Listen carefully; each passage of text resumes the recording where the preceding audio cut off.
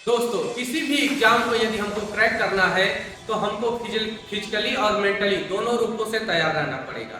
और दोनों रूपों से तैयार रहने का सेंस है दोस्तों कि स्वस्थ शरीर में ही स्वस्थ मस्तिष्क का निर्माण होता है। यानी कि हम बात करें, यदि हम पूरी तरह से जब तक फिट नहीं होंगे तब तक हमारा मानसिक लेवल जो है स्ट्रांग नहीं होगा। और आज का जो दौर है दोस्तों, जिस दौर से हम गुजर रहे हैं उसमें ज़्यादा से ज़्यादा संख्या में स्ट्रेस यानी कि तनाव बच्चों के ऊपर ज्यादा पड़ रहा है, क्योंकि वो जल्दी से सक्सेस होना चाहते हैं। और दोस्तों, सक्सेस होना है तो थोड़ी धैर्य का परिचय देना पड़ेगा। और धैर्य यदि बनाना है तो एक रूटीन का आपको पालन करना पड़ेगा। और उस रूटीन को अच्छा सा पालन करते हुए, यानी कहने का मतलब है हरदम निरंतरता, कंसिस्टेंसी बनाए रखने की जरूरत है। जो बार बार आपको जो आपने शेड्यूल सेट किया है उनको बार बार रिवीजन करने की, अपने माइंड में सेट करने की जरूरत है कि हमने जो शेड्यूल अपना सेट किया है उसी हिसाब से हमको बार बार उस पर प्रेशर डालना है कि हमको किसी भी तरह अपने शेड्यूल का पालन करना है। जब तक आप अपने बनाए गए शेड्यूल का पालन नहीं करेंगे दोस्तों, यह जो भीड़ चल रही है ना, एग्जाम का जो प्रेशर चल रहा है, जो भीड़ चल रही है ना, इसमें लाखों की संख्या में लोग हैं। और जो अपने द्वारा रूटीन जो बनाया गया है उसका यदि पालन कर लिए, वही समझ लिए इन एग्जामों में क्या करते हैं, फाइट करते हैं। और बार बार यह अलग बात है कि आप कुछ नंबर से बीट करने से रुक जाते हैं, कुछ नंबरों से ही आप अपने लक्ष्य को प्राप्त करने से रुक जाते हैं। लेकिन दोस्तों, यदि आपने निरंतरता बनाए रखी तो आपके लक्ष्य को आज नहीं तो कल मिलना ही मिलना है। क्योंकि एक टॉपर से बात हुई थी जो बोलता है क्या कि जो हमने अपना गोल निर्धारित किया है, जो हम अपना गोल निर्धारित किए हैं, यदि आज के दिन हमने गोल को, जो हमारा शेड्यूल है उसका पालन नहीं कर पाते हैं, तो जब हम रात में बैठते हैं तो जब तक हमारा जो डिसाइड किया गया गोल पार नहीं हो जाता, चाहे वह अगली सुबह क्यों ना हो जाए, तब तक वहाँ से हम हिलते नहीं हैं। यानी कहने का मतलब है कि जो उसने अपने शेड्यूल को सेट कर दिया है उस पर वो खरा उतरने का प्रयास कर रहा है। और लगातार जब ऐसा हृदय आपका बन जाएगा तो दुनिया का कोई भी एग्जाम होगा, चाहे आप किसी भी फील्ड में जाइए, चाहे आईएएस बनना चाहते हो, चाहे पीसीएस बनना चाहते हो, चाहे एसआई बनना चाहते हो, चाहे इंजीनियरिंग का आपका फील्ड हो, कोई भी फील्ड हो, किसी भी फील्ड को आप बीट करने में सक्षम हो जाएंगे। यानी कहने का मतलब है कि आपको माइंड रूप से, यानी कह लीजिए कि फिजिकली और मेंटली दोनों रूपों से तैयार होना होगा। साथ में दोस्तों, एक हमारी बात अवश्य मानिएगा कि यदि आपको शारीरिक रूप से फिट होना है तो किसी न किसी खेल को जरूर चुन लीजिए, चाहे वो फुटबॉल हो, चाहे क्रिकेट हो, चाहे बैडमिंटन हो, कोई ना कोई खेल जरूर चुन लीजिएगा। क्योंकि जब तक आपका शरीर स्वस्थ नहीं होगा तब तक आपके शरीर में स्वस्थ मस्तिष्क का विकास नहीं होगा। और आज का जो दौर है इतना स्ट्रेस भरा दौर है कि आज के दौर में आपके शरीर को भी उतना ही जरूरत है फिट रहने की जितना मानसिक लेवल। आप तो तरह तरह के ज्ञान जो हमारा सोशल मीडिया है इतने व्यापक पैमाने पर फैल गया है कि इतना ज़्यादा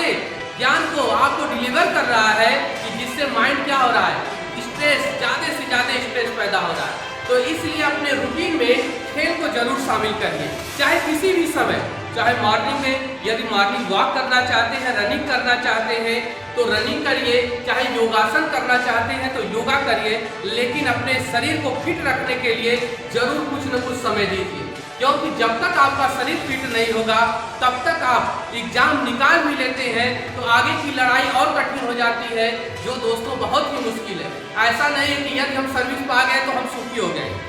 बाकी सर्विस पाने के दौरान आपके जो ऊपर वाले अधिकारी हैं वह और टार्चर करते हैं। तो जरूरी है कि दोस्तों, जिस स्तर से आपका फिजिकल लेवल है,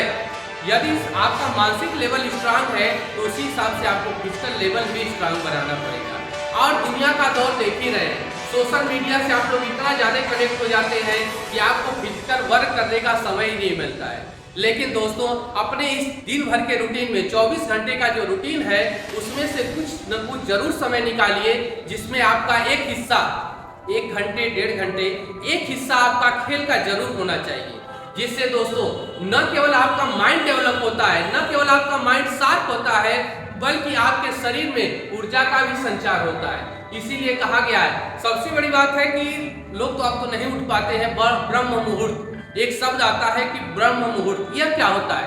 ब्रह्म मुहूर्त दोस्तों जो सुबह का मॉर्निंग वाला समय होता है, यानी 3:30 बजे के बाद का, यानी कह लिया जाए सीधे सीधे तो 4 से 6 का समय जो होता है ब्रह्म मुहूर्त का माना जाता है। इसमें जो व्यक्ति, यहाँ तक यह भी कहा गया है कि यह विद्यार्थियों से लेकर सन्यासियों तक का समय काल माना जाता है कि जो विद्यार्थी इस ब्रह्म मुहूर्त में अपने चीजों को याद करने का रियाज बना लिया, उससे वह चीजें जल्दी भूलती नहीं है। तो यह तो आज के जमाने में हमको संभव तो नहीं लग रहा है, क्योंकि जो सोशल मीडिया चल गई है दोस्तों ना, वह आपके समय को इतना ज्यादा वेस्ट कर रही है। रात 12 बज जा रहे हैं आपको सोते सोते, तो यह मुमकिन नहीं हो पाता है कि आप इतना जल्दी सुबह उठ सकें।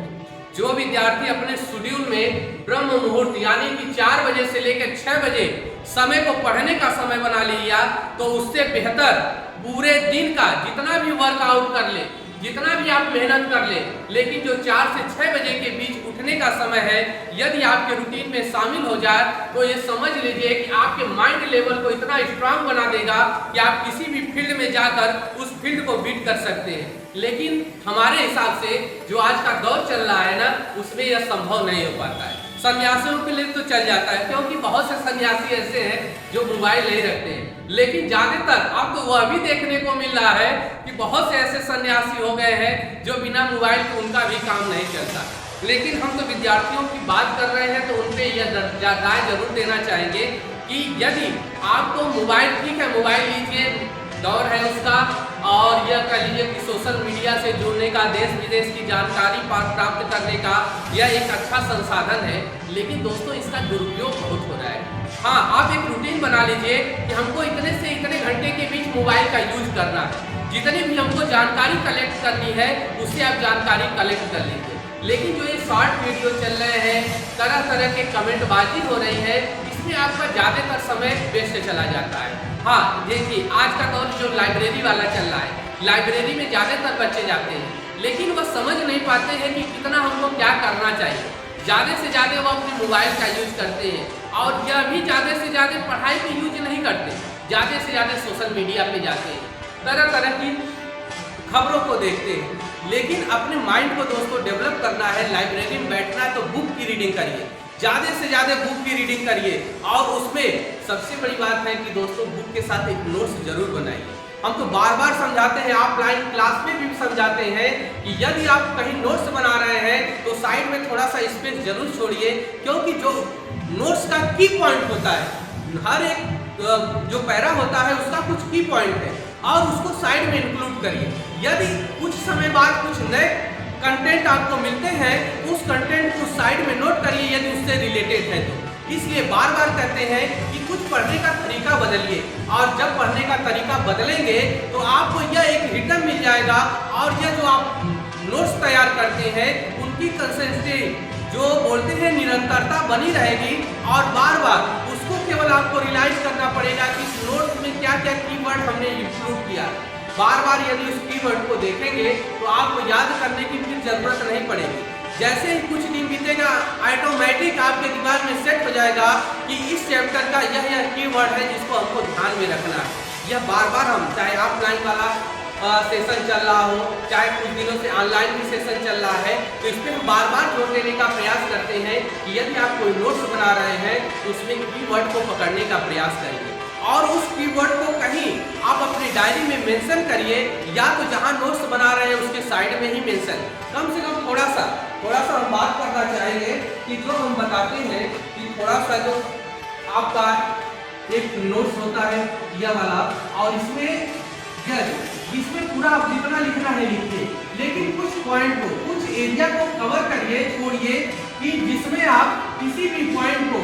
जो आपका कीवर्ड होता है उसको इंक्लूड करने का प्रयास करिए। यह जो हमने पैरा लिखा है इसमें से कौन कौन से कीवर्ड निकलकर बाहर आ रहे हैं, और इन कीवर्ड का उपयोग कब होता है कि जब एग्जाम पास में आता है, क्योंकि इस कीवर्ड के द्वारा ही हम उस पूरे पैराग्राफ की एनालिसिस कर लेते हैं कि इनमें से इस पैराग्राफ में क्या क्या चीजें होनी चाहिए। इसलिए बार बार कहते हैं कि आपका खुद का नोट्स होना चाहिए। जब तक आप खुद का नोट्स नहीं बनाएंगे तब तक वह जो बोलते हैं निरंतरता आपके पढ़ाई में आनी चाहिए, वह निरंतरता नहीं मिल पाती है, क्योंकि आप दूसरे के नोट्स पर डिपेंड नहीं हो। किस माइंड से उसने अपना नोट्स तैयार किया, उस माइंड को आप एब्जॉर्ब नहीं कर सकते। जब तक आप अपने माइंड व्यू से, जब तक आप अपने माइंड से उस नोट का खाका नहीं तैयार करेंगे, उस कीवर्ड को नहीं तैयार करेंगे, तब तक सफलता दोस्तों मिलनी मुश्किल है, क्योंकि मोटी मोटी बुकें आ रही हैं। और जब तक आप उस बुक को